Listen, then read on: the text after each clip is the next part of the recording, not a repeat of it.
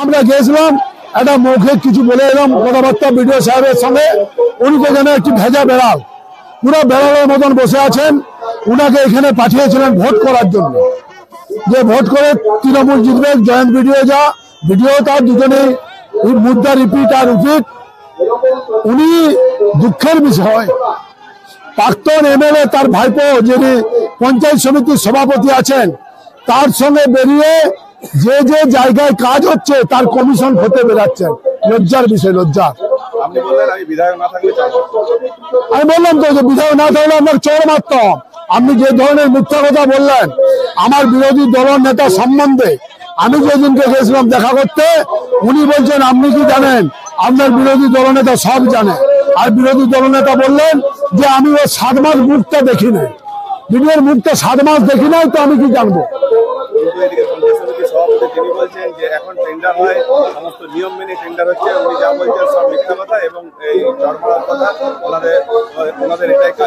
আমরা ধরবো পঞ্চায়েত সমিতির মেম্বারকে ধরবো, যে সভাপতিকে ধরবো। উনি যাবেন কোথায়? উনি যাবেন কোথায়? আর কাকার হাত ধরে এখানে আইছেন, যাবেন কোথায়? আমরা ভারতীয় জনতা পার্টি করি, আমাদেরকে পুলিশ হয়ে সকল ভয় যেন না দেখায়। আমরা দেখবো যে অভিরূপ খাঁ কোথায় থাকে, তার যে দুর্নীতির কাণ্ড, সেই যে এত কাকা ভাইপো যে টাকা লুটছে বিডিওকে সামনে রেখে, ঠিক সময় তার ব্যবস্থা হবে। আজকে আন্দোলন এখানে নয়, সারা পশ্চিমবাংলা ব্যাপী।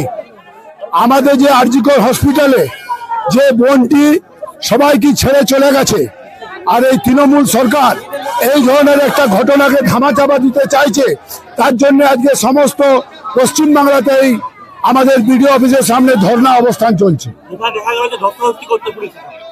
দেখুন, ইনারা আছেন প্রমোশনের জন্য।